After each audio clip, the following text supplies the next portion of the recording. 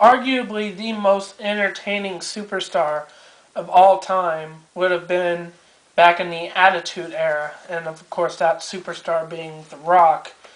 But let's face it, for a long time now, we've been in a new era, more of an entertainment era, so to speak, and The Rock's not there anymore. So who would take the place of The Rock and being considered the most entertaining superstar of today's era? That would obviously be John Cena. Now picture what would be next. Who would replace John Cena once he was to be done with wrestling? Who would take his place in being the most entertaining superstar in World Wrestling Entertainment? Uh, well, whoever you have in mind, don't worry about it, because John Cena is going nowhere. He is still going to be there to hold that title of the most entertaining superstar in World Wrestling Entertainment.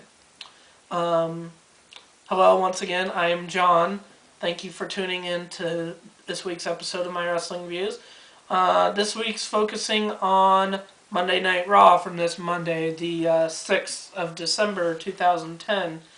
And interesting Raw, so to speak. It wasn't the greatest, but by far it wasn't the worst either. Starting off bringing the announcers to the main stage, developing even more of the heel character of Michael Cole, being a Michael Cole, Jerry the King Lawler rivalry. But let's face it, yeah, they might have some animosity towards each other, but the real rivalry in all this is Randy Orton and The Miz, which also came to show as Randy Orton ended up delivering a RKO to Michael Cole to kind of kick off the show last Monday. Michael Cole wasn't seen or heard from again throughout the entire episode.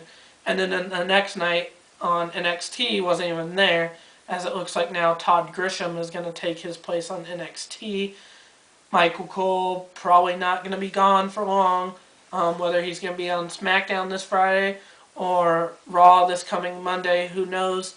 But yeah, the main rivalry in all this definitely isn't between the announcers. It is between The Miz and Randy Orton. Their rivalry continuing this week through Raw, as it was announced that it will be a tables match at Tables, Ladders, and Chairs, where Randy Orton's going to get his rematch for losing the WWE Championship. So it'll be the Randy Orton and The Miz in a tables match for that WWE Championship. As it stands right now, I don't see Randy Orton losing.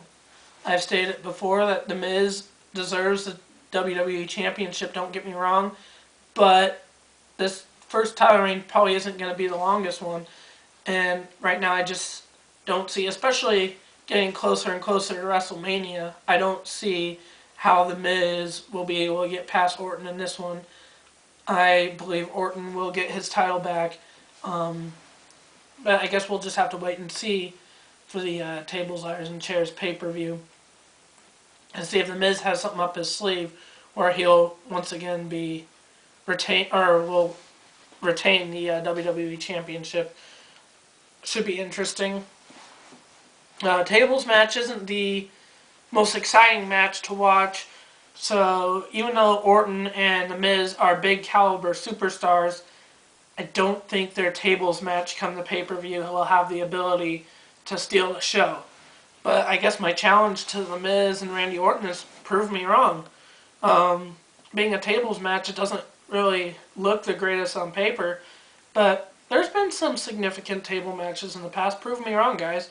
Being a TLC pay-per-view, they're known for having one tables match, one ladder match, one chair match, and a tables, ladders, and chairs match.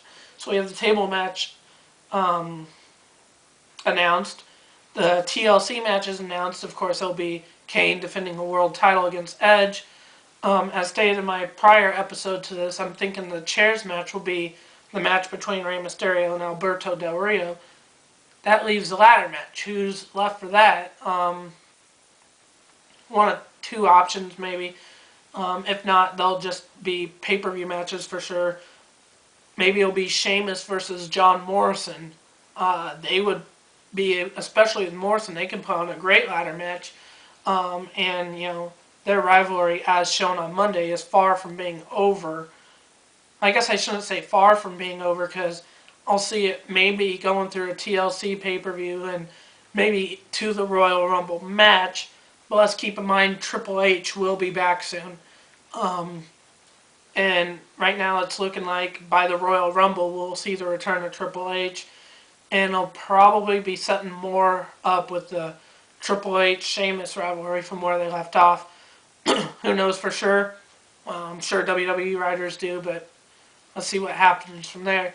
The other ladder match possibility I could see would be John Cena and Wade Barrett. David Otunga's now stepping up with more and more leadership roles for Nexus, giving Wade Barrett the ultimatum on Monday.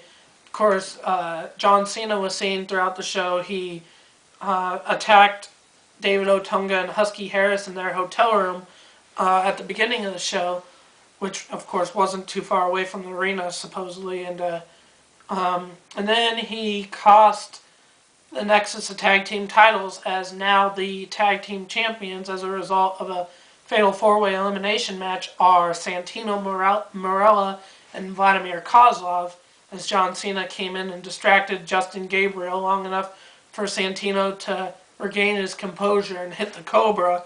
New champions there.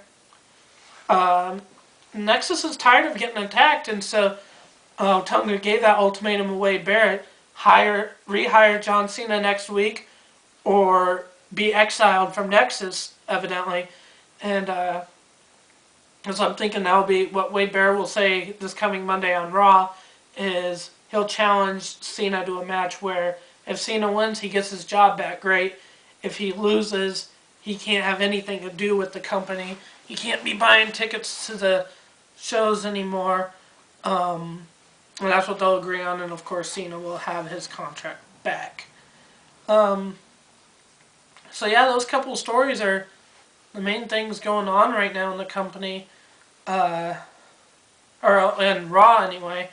Not much else really significant happened on Monday, other than those three things I told you about.